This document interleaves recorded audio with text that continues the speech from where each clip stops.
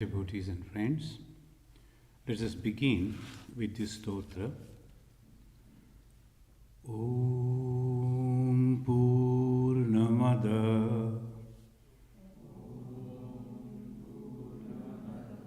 Purnamidam Purnat Purnamudachyate Purnasya Purnamadaya Purnameva Avashishyate. Om Shanti Shanti Shanti. The Brahman is the infinite. This universe is also infinite. The infinite universe comes out from the infinite Brahman. By taking the infinitude of the infinite, that is the universe, it remains as the infinite, namely the Brahman alone. Om, peace, peace, peace. Friends, we are studying the Upanishad, and now it is Brhadaranyaka Upanishad. This Brhadaranyaka, in the Aranyaka, after the retirement, people they used to go to the forest, and there they used to perform some of the rituals, some of the practices, meditation. Now, every Upanishad, all Upanishads, their main idea is to give the knowledge of Brahman. The Upanishad means Veda. So that sometimes the people they talk about the Veda, and it is said Upanishad means Veda. And Veda means knowledge. Knowledge or the Jnana. And Jnana means the realization of consciousness. That this we can ultimately, all the Hindu scriptures, they take us to the ultimate consciousness. All Upanishads teach us the knowledge of pure consciousness. So what is this pure consciousness? We are. Every moment we are living in that pure consciousness. We are that pure consciousness. But very interestingly, we don't understand that. We can't realize that, we can't feel that we are the consciousness. The Upanishad takes different methods so that we can understand that. So that is the system they always adopt. Sometimes they will be adopting some sacrificial way. Externally they will be doing something, but at the same time they will be going on teaching us the philosophy.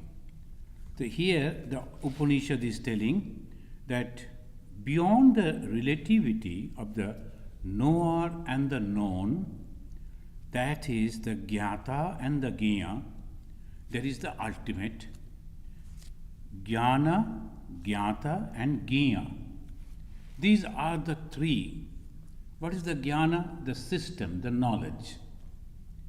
The Jnata, the one who is trying to understand that, trying to realize that. And Jnaya, the object that he is trying to understand. Now here, it is the consciousness. It is not an object. It is not something out of me. It is not something out of us. So if something is outside, it is very easy. Why? Because we can see, we can touch, we can smell, we can taste. We have 5 organs. With those 5 organs, if we can understand something, we understand that very clearly. And that is the reason, very subtle things also nowadays. Of course, we are taking the help of the machines, but the machines also invented and created by the human being, human mind. So very subtle thing we are understanding. But even then, we are not understanding the reality of our own self. Who actually we are. We do not know. No one knows. So sometimes some people, they developed that we are the sinners, we are having some limitations, so we are only, what we can do, only pray, and somehow the redemption will come by the grace of God. That is a one type of thought. But the Upanishad teaches us the strength.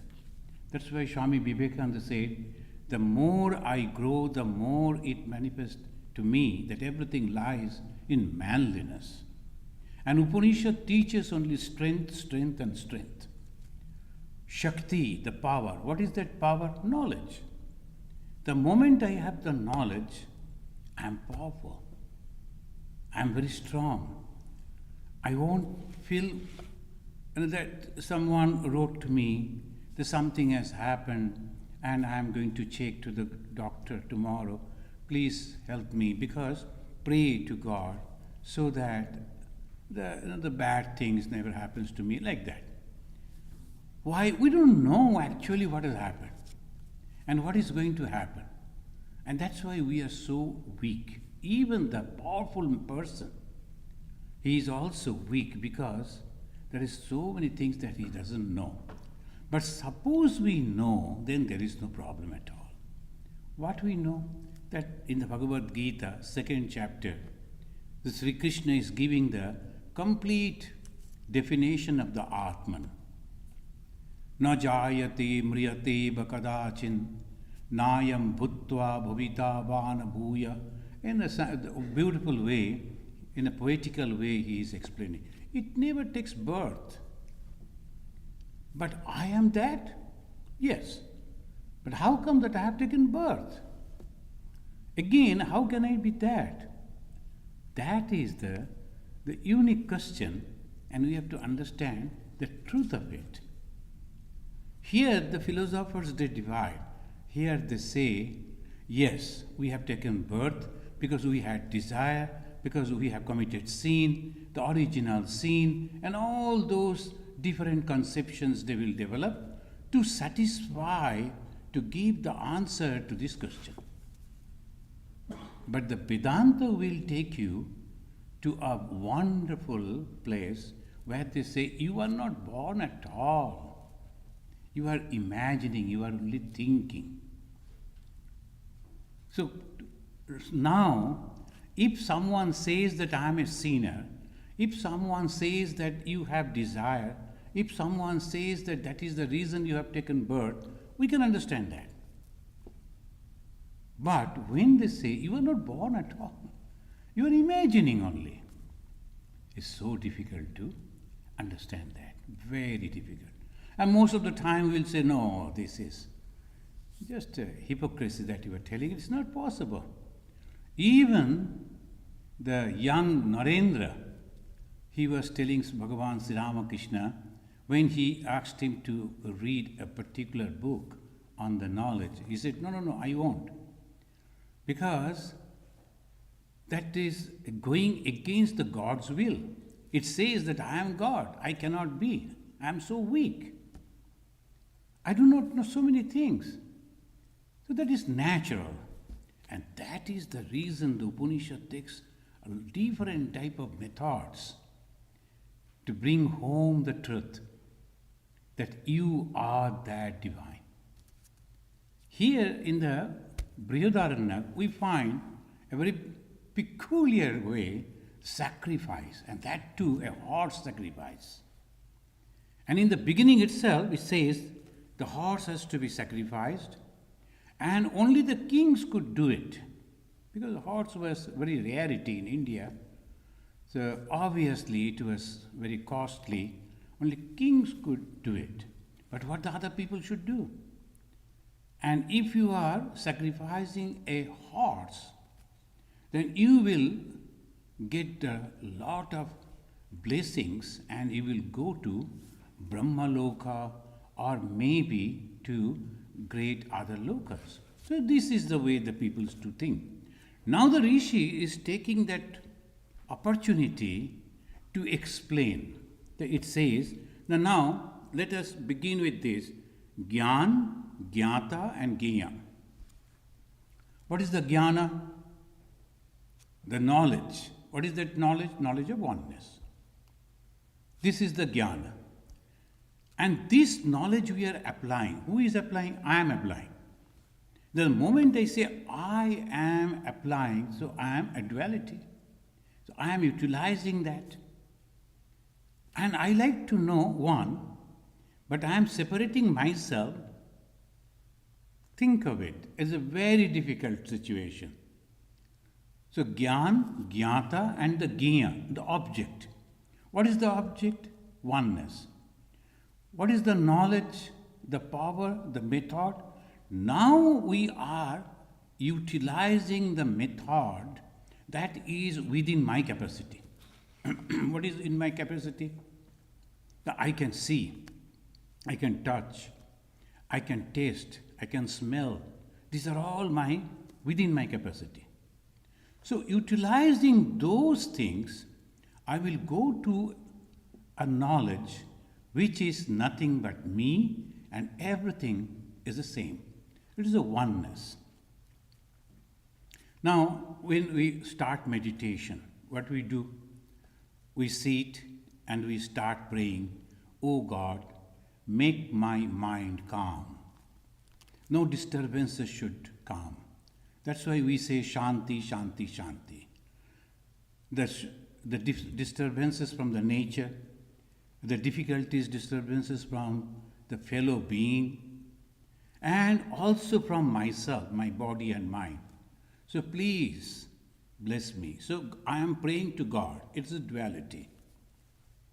And then I am meditating. It is a duality. I am trying to withdraw all my mind, the sense organs. It is a duality. And slowly, slowly I am concentrating within my soul, within my heart. There I find I am not this body. I am not this mind. I am the soul of everything. The moment it comes within me, I become one. The moment the thought comes, I am one with everything. It's not just separately we have to go. I am the tree, I am the bird, I am the flower. No, not like that. I am the consciousness of everything. It's not the bodies, it is the consciousness. It is present in everything. Even the stones are also conscious, but they do not manifest that consciousness. So we say it as inert. But it's not, it is also conscious. So when we are meditating on the consciousness, everything is conscious. Bhagavan Sri Ramakrishna giving an example. In the villages, the children, they will go to catch maybe a moth or some insect. And when they are going slowly, slowly to catch that, maybe a butterfly, the butterfly is sitting on somewhere, the child is going to catch it. Sometimes he himself is making sound because maybe he is stepping on some dry leaves, and he will ask those dry leaves, "Hey, don't make sound." So for him, everything is living. He's talking to the trees, to the birds, and everything, and he is going to catch that. Sri Ramakrishna noticed it, and he applied that. He said, "Why don't you apply that? Everything is consciousness."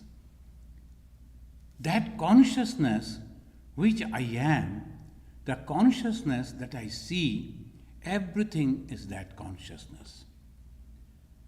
Now here, Shankaracharya, when he said everything is consciousness, and denying the presence of the power, it says, the story goes in this way, the Shankara, the next morning after giving the verdict, giving the discourse, next morning when he was going to bathing in the Ganga, he found a lady sitting with a dead body of her husband.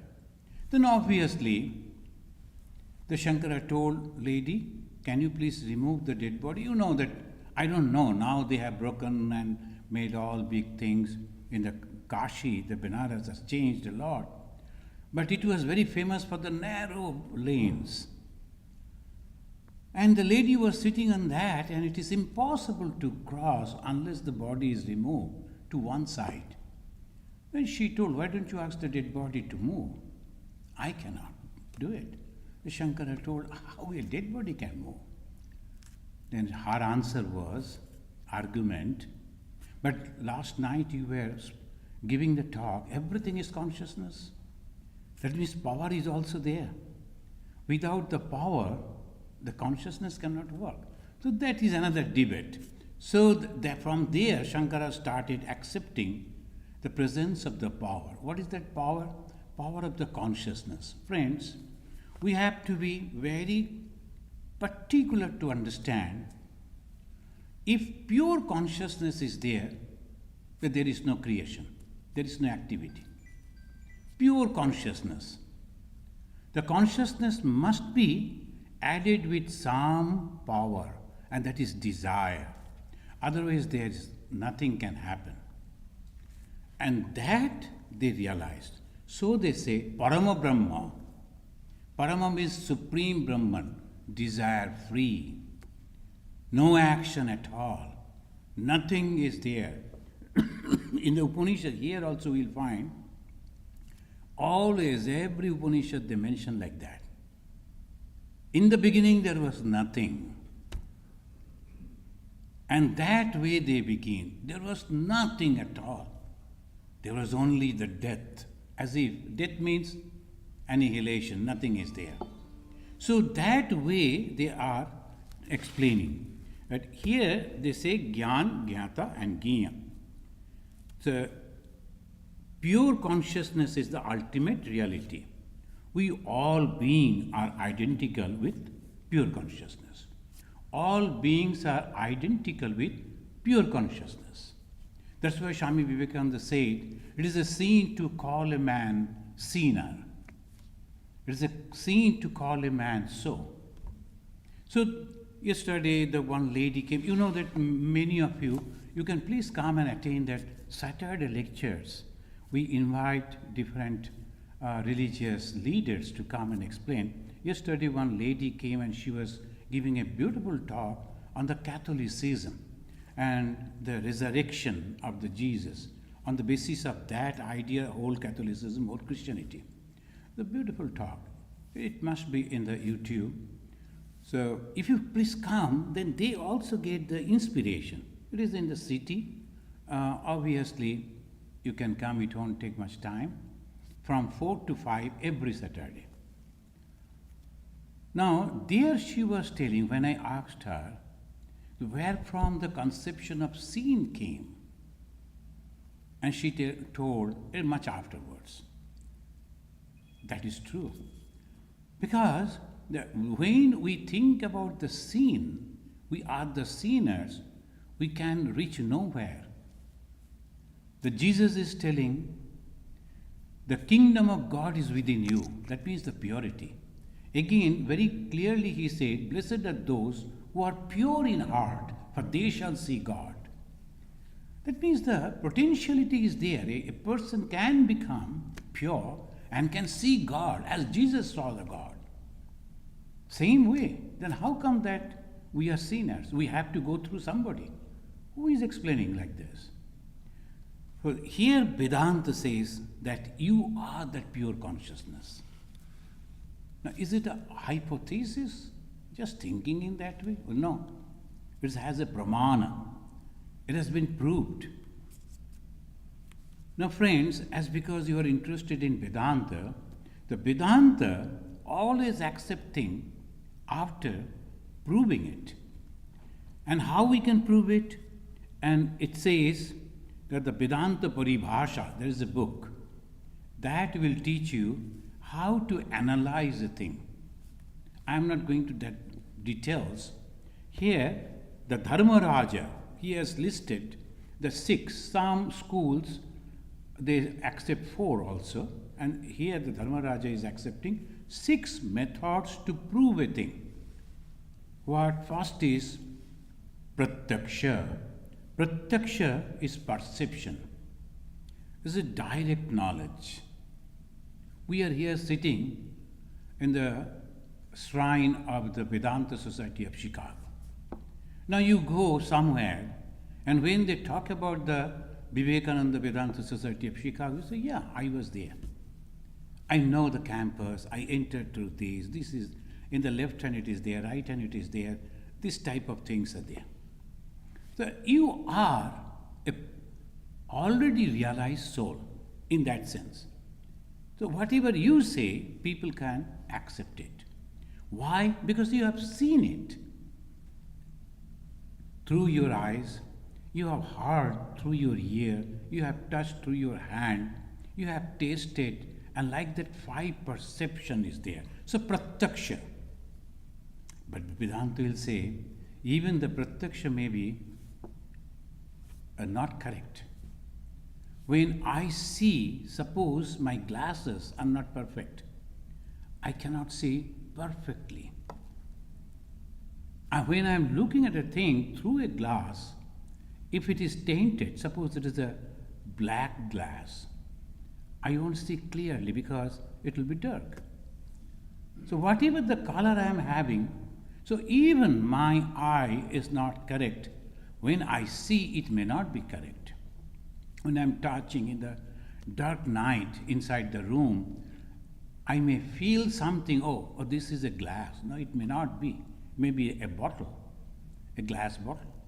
So obviously, these are even I am touching, I may be wrong. Even I am seeing, I may be wrong. So pratyaksha, they say apratyaksha.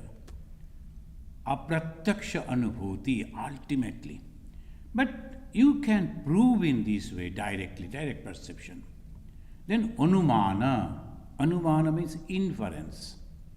When there is a smoke you see, you can imagine there must be fire.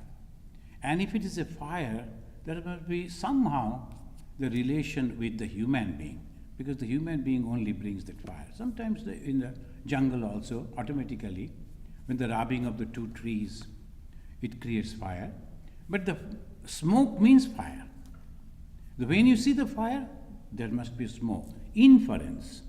When we look at the life of Bhagavan Sri Ramakrishna, Swami Vivekananda, Chaitanya Mahaprabhu, Shankaracharya, we wonder the beautiful, wonderful life of love, constantly praying for others, never ever thinking for anything of these worldly things.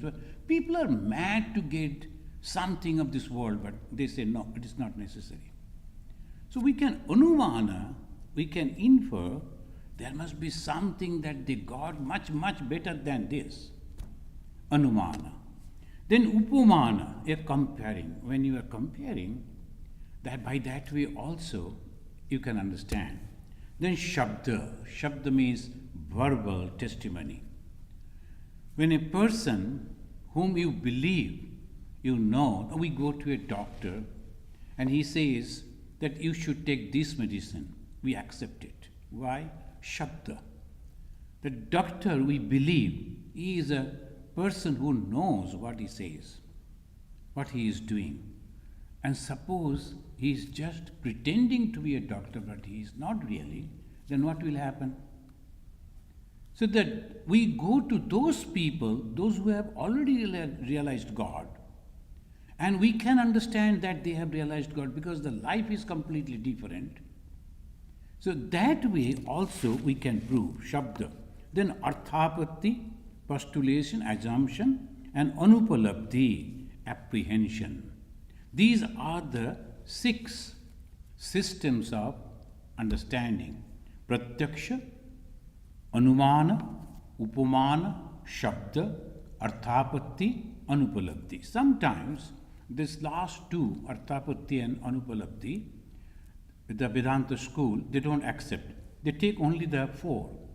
The direct perception, or the inference, or the comparison, or the verbal testimony. Now, what is the process of inquiry? How I will begin? Then the Vedanta, they say, Sravana, Manana, Nididhyasana. These are the 3 steps. Suppose you come to us and take initiation. There's the duality, and you are a bhakta, you are a devotee, you are coming and taking the initiation. Initiation means accepting an ideology, and to reach to that ideology, to develop that ideology, you are going on repeating the name of God, and now by that way, trying to keep your mind free from other thoughts. And slowly, your mind will be strong and stronger, and you can reach to that goal. That is a system.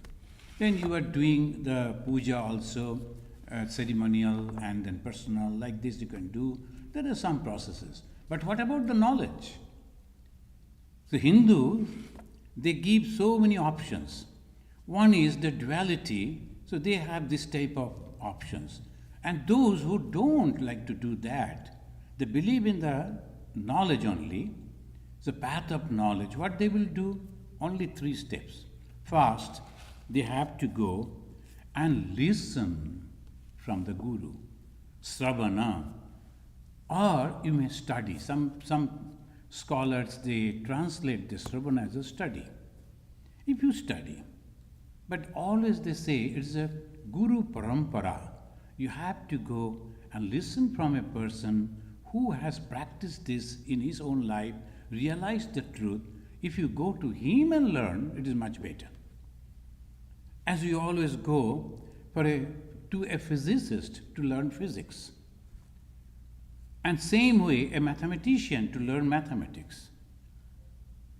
To art, we go to that particular teacher. We don't go to a physicist to learn art or music, do we?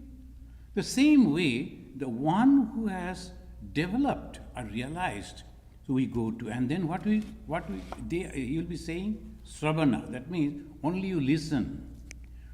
You are pure, they will say. That's all. And they will tell you how you are pure. What is the purity? When your mind is completely withdrawn from the 5 objects of this world, your mind is pure.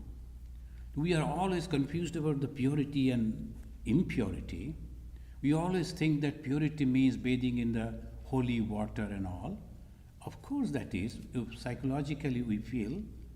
But at the same time, purity means completely free from the attachment of the worldly objects. Rupa, Rasha, Shabda, Sparsha and Gandha. These are the worldly objects. And if we are free from that, mind is not attached to that. I'm giving the stress on the word attached. I'm seeing a thing, I'm impure. No, not like that. I'm not attached to that. When I'm not attached to that, I'm pure. So they say Sravana. Then reflection. You have to go on reflecting on that particular knowledge. Manana. Manana is most important. If we are not constantly remembering, analyzing, practicing, it can never become powerful in our mind. So manana, and then meditation. Meditation is becoming one with that, completely becoming one with that particular object, manana. Understanding the reality that Brahman is a Brahma Vichara is not an easy task, naturally. When we are thinking that we will have the Brahma Vichara, it is a constant remembrance. Constant. They don't have anything else. The people who are following the path of knowledge, they can't meditate. On whom they will meditate? If they cannot worship, whom they will worship? They have the only option. That's why Bhagavan Sri Ramakrishna said, in our country they play that one type of music, the Shanai. I don't know that. They will be playing the Shanai, that 2 persons will be playing. One, same rhythm, they will pull constantly, at the back they will go on playing that, one person. And another person will be playing in different tunes. The Sri Ramakrishna preferred different tunes. So why should be bored like that? The one tune goes like that. So he said, why not the different tunes? When the person is traveling in the path of knowledge, that's why it is so difficult. That's why they say the ordinary people should not try this. Only those who have renounced the world, is not having any bondages, any responsibilities, they can try. But mostly those who are engaged in different activities and the responsibilities, they should not try even. Why? Because this Brahma Vichara, I am not the body, I am not the mind, constantly you have to go on telling. You are running to attend a meeting, and on the way you are breakfast in the car itself while driving, and it thinking that I am not the body. That won't help you in spiritual growth. So one must be very careful choosing. So why we say, just for the understanding. And the Rishi you will find, we will start, he is also giving how slowly giving a ritual.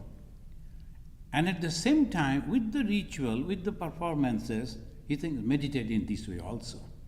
So this will come. Now Brahma Vichara is not an easy. The Rishi of the Brhadaranyaka Upanishad used the method of superimposition, Uddharopa. Uddharopa means something is going on over here. So we are lighting the lamp. Why we are lighting the lamp? Now say it is the symbol of knowledge. The Hindus, they worship knowledge only. Majority of the Hindus, they don't know. They don't have any gods or goddesses. Though every Hindu temples are full of gods and goddesses, but the Hindus have no gods and no goddesses. We don't have any images. It is only we take the images to reach to the ultimate knowledge. That's why. And you will notice that, and sometimes some people they wonder, why in the same temple, side by side, so many different types of gods and goddesses, and the votaries, the worshippers, and they are not fighting among themselves. What is the secret of it? Because the Hindus do not take that so seriously. They take that image only to help his mind or her mind to concentrate, and the moment it is concentrated, immediately the real knowledge of consciousness will come. You will find in Durga and the Shiva and the Ramachandra, Hanumanji, Ganesha in the same temple. Just over here, and in the 5 minutes drive, you will find a huge temple in the Lemon temple, the very famous. So many varieties. And same person is going to Shiva and going to Durga, going to Sri Rama, going to Kartikeya and going to Krishna, no problem. But others cannot think of it. Cannot think of it. If it is Ganesha, only Ganesha and no other god. Some people they do, of course. But majority, the general Hindu psychology, that is why any temple you start, it will survive. Why? Because any Hindu, maybe he is not worshipping Ganesha, but it is a Ganesha temple, he is passing, he will give some donation. $2, $5. Well, it doesn't matter whether I am worshipping or not. It is a God's temple, so he will give. Other religion won't. It's my church, and that's final. If it is not my church, I am not going to help. Next church, they need some money, they need some help. They won't go because it's not my church. So this is the way the narrowness, and Hinduism completely is like the ocean, open. Only thing we have to understand, that we are not the worshippers of the images. In the Brhadaranyaka, we start with a horse sacrifice. It's the greatest Vedic rites, the horse sacrifice. Only kings could do it. Superimposing the cosmic form of the Prajapati on the body of the sacrificial horse, one can meditate and get the same result of the horse sacrifice. That means Brahmaloka. So when someone is sacrificing, suppose I don't have that money or the wealth or the capacity to do that. But sitting over there, if I am meditating on that, so two things are there. One, physically we are doing something, but spiritually, when you are analyzing, understanding, much better. So directly, if people are doing that, thinking that is the only way, sometimes among the different Hindus, they'll be doing only the yajnas, they'll be pouring ghee in the fire and all that, and thinking that the fire is taking all my oblation to God. That is it. But when you are meditating on that, another part, immediately you are getting much better result. Those who are doing directly, they are going to Pitri Loka, where all mains, all your past people, they will be there in the family, same family. But if you are meditating, understanding the meaning, you are going to Brahma Loka. Brahma Loka means the last stage, from where one can go to the freedom completely. The Brahma is the creator, so we go to the creator. And from there one can jump one step and free from all the circle of birth and death. And he's explaining in this way. Om Ushaba Ashasya Medhasya Shiraha. Usha means the dawn. Now there's a horse. They have kept the horse over there. Now we are meditating. The head of the horse is the rising sun, the dawn, the morning. Medhasya means sacrificial, Shiraha, the head. Ashasya, it is the horse. The Ashasya, but just before that, Usha, Ba means truly. Here the Rishi giving the stress on that. You need not to see the head of the horse. It is in reality is the rising sun. So meditate on the rising sun. And when we are meditating on the rising sun, and Chakshurya, Chakshuhu, when the horse, that the eyes of the horse is the Shurya, the sun, and Bhata Prana, and the ear is the vital force, and open mouth of that horse is the Agni, Vaishyanaraha. Samvatsara Atma, the whole year it is the Atma. Ashyasya Medhasya. Let's go on repeating that. The Ashyasya Medhasya means sacrificial horse, sacrificial horse. They are not repeating the same thing. Though Prishtam, though means the heaven is the Prishtam. The back of the horse is the heaven. Antariksham Udaram, and the sky is its belly. And Pajasya Dishaha, and the hoops are the earth. It goes on giving the explanation. Those who are interested to know the details, you can read from the book. But look at it. When a horse is standing, they don't see the horse. They are seeing the rising sun, then the heaven, then the earth, then the air, all the vital forces. And from there they are meditating. Why? They are meditating on the Creator. But what they are actually looking at, horse. What they are meditating, the Creator. This is the uniqueness. In the Veda, the Rishis goes on describing the creation, giving the explanation of the different parts of the horse body.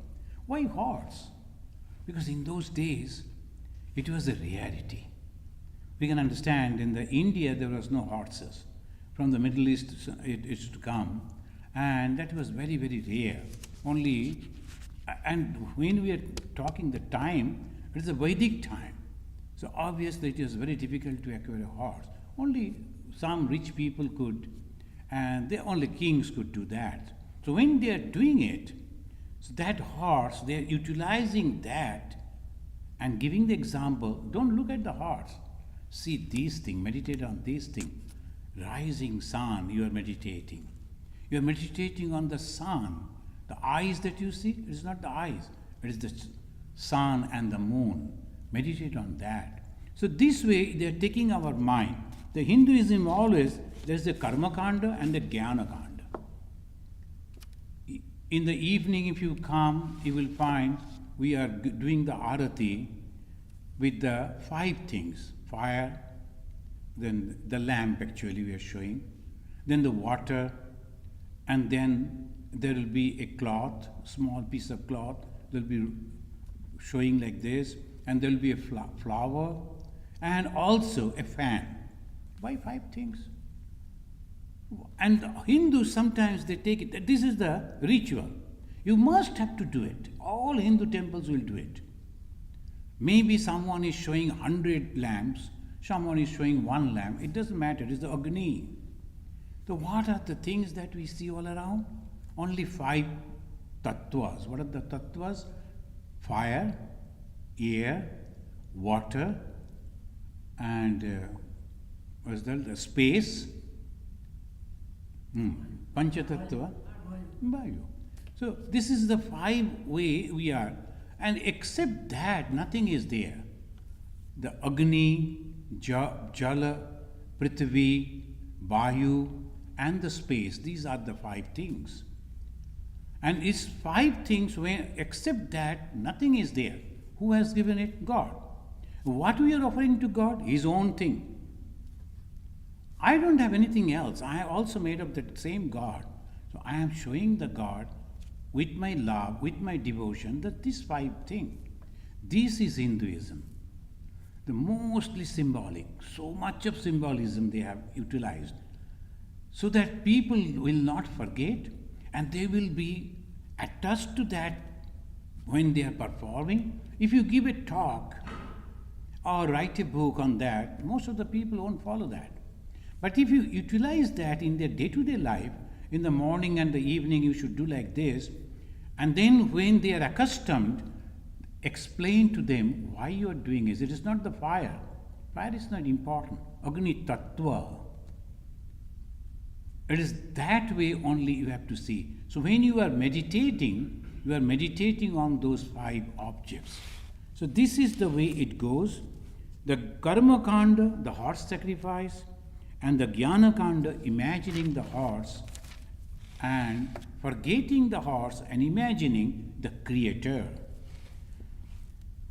If the sacrifice is done mechanically, then those who are doing it, they will go to Pitri Loka. And that is the world of the males. The many of the people, they like to go over there, Pitri Loka. It is there in all different type of, even India it is very much, and other places are also there. So they like to go over there. They will have their own people, their own language, and then come back again to the same family. Again they will go back there. They like it.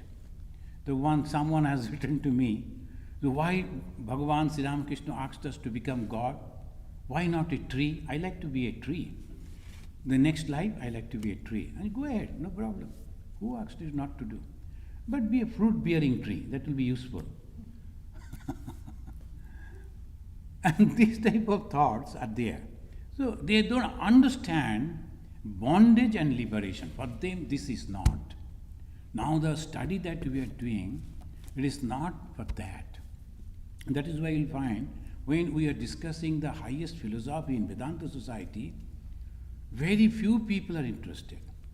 But if you have some rituals, just 5 minutes away from here, it is very difficult to find a car parking area full of that, so many people, because they like it. But if only they could understand why they are doing it, it could bring them completely different. In the life itself, a complete liberation would have come. Only understanding that is the Hinduism. They have given the ritual and then also the philosophy side by side. So it says that if you are meditating, understanding, and then you will go to Devaloka. Devaloka means Hiranyagarbha or Brahmaloka. Now friends, the words that I am using, Hiranyagarbha, Brahmaloka, Pitriloka, what is this loka?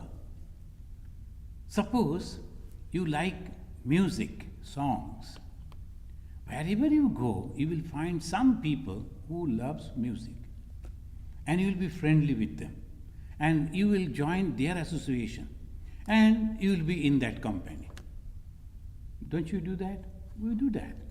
Sometimes some people, they are very much fond of game, play. They will surely find out the friends. And they will go over there. Some people like to do some drama, acting. They will find their friends. They have a different type of company, loka. So suppose you are very much interested in that doing the drama, acting and all. So you go to that group and that is your loka. Your brother doesn't like that. He goes to the field and he'll be playing with another group of people. That is his loka. And your sister may be liking the songs and she will be finding some of the friends practicing the music. That is also loka. So loka means that place where you find the same minded people. Then after our death, where we will go if we are not liberated? Sri Ramakrishna loka. Why? Because we love Sri Ramakrishna. And we will go to that atmosphere where people will be discussing about Sri Ramakrishna, meditating on Sri Ramakrishna, worshipping Sri Ramakrishna. We love Rama, we love Krishna. But our whole love is on Sri Ramakrishna. So we'll go to Sri Ramakrishna loka. Those who are worshipping the Vishnu or the Shiva, that's why they say Shiva loka, Vishnu loka, like this. This loka means same-minded people, same way. Why? Body is not there, but mind is there. You won't find the body there, but the same type of mentality, mind. And if you are going over there, you feel at home. So this is the reason they say they will go to Brahma loka. That is the ultimate. In the next mantra, we find Ahavai Asham Purastat Mahima Ajayat Tasya Purve Samudre Yoni Ratri Enam Paschat Mahima Anna Jayat Tasya Apare Samudre Yoni. Like this it goes on. Rishi goes on describing the source of creation. Aha, the day, aha means the day, Vai, verily, Ashyam, the horse, in front, the golden calf, Ajayata. From where?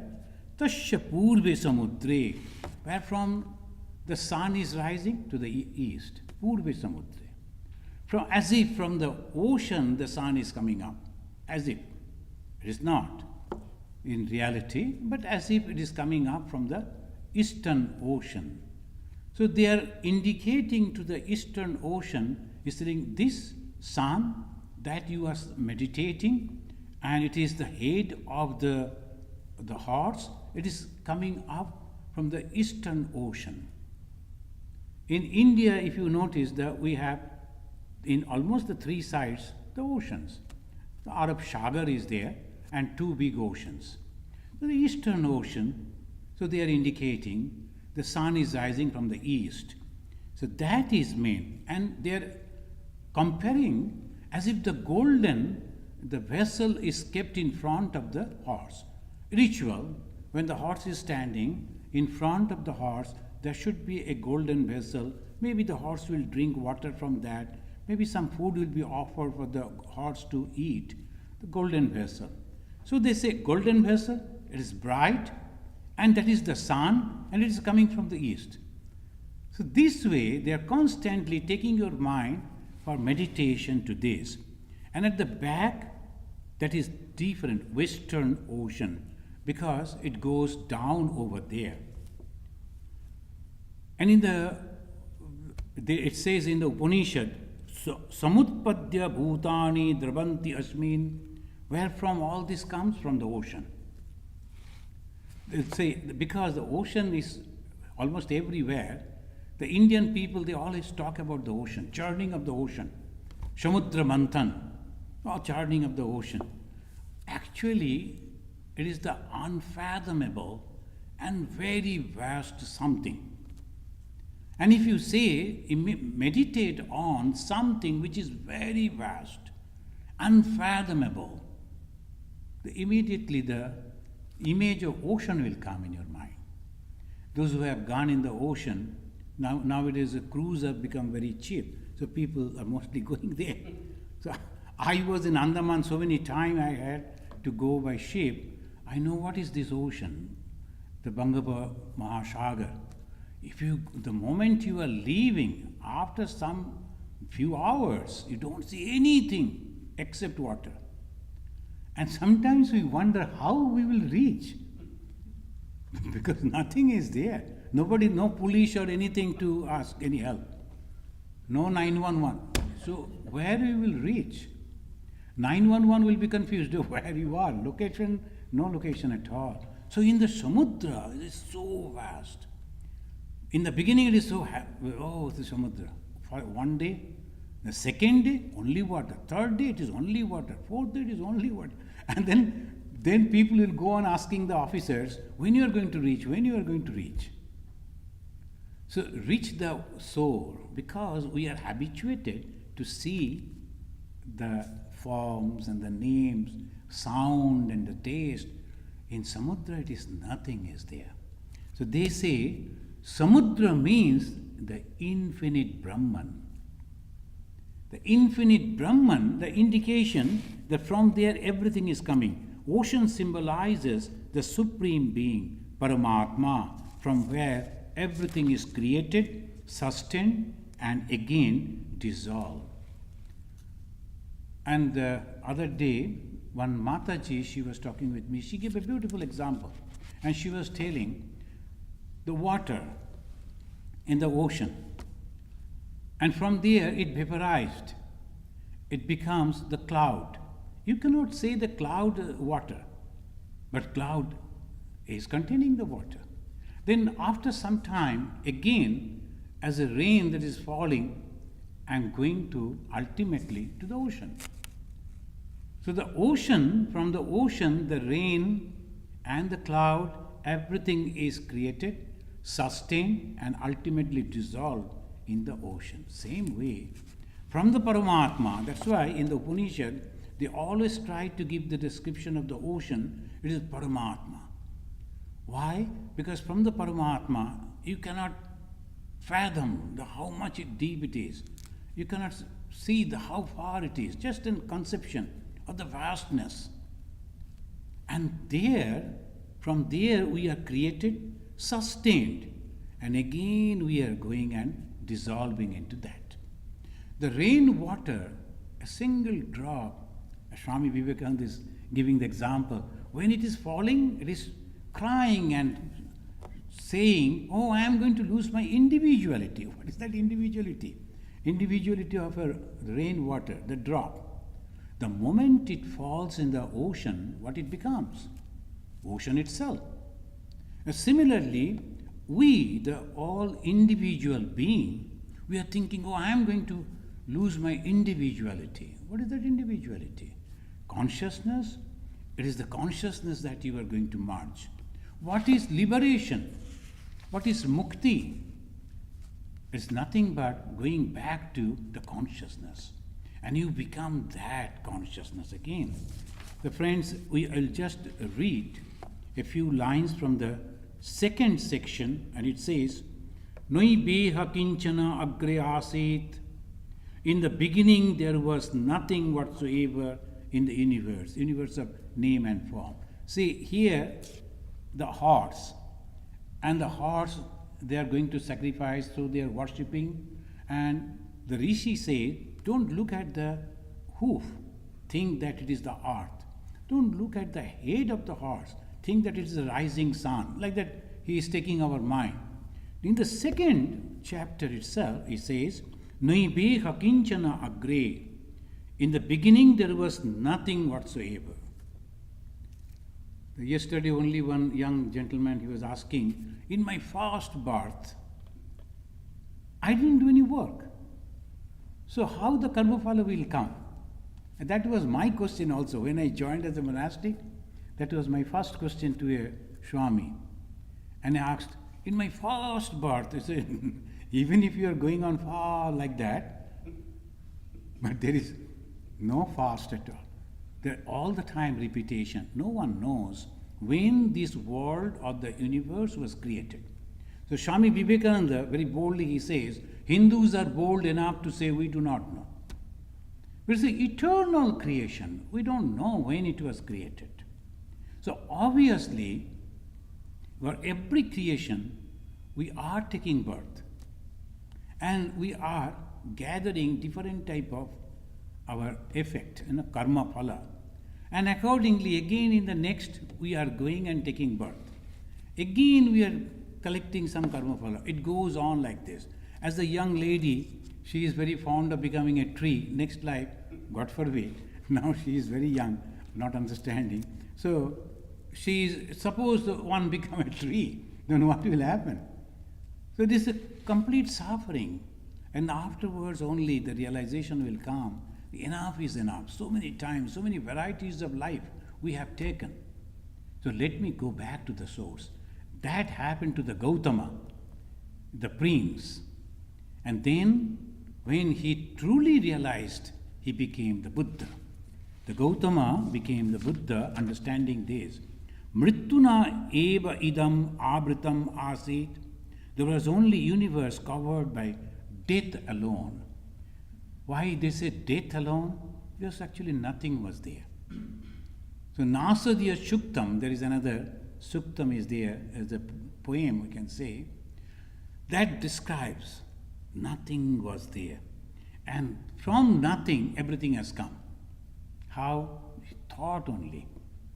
We will come to that in our next Sunday discourse, that one who is all pervading, all consciousness, all powerful, just thought, I like to be many.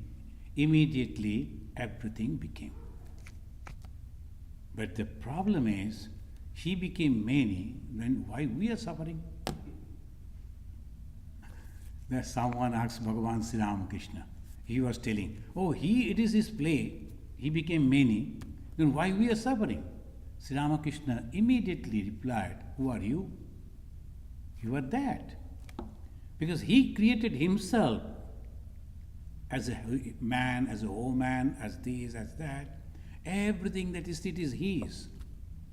And the Rabindranath, I don't know whether it will be possible for me to translate, he wrote, Tomari deva prane, tomari deva dukho, tomari deva mone, tomari anubhavo.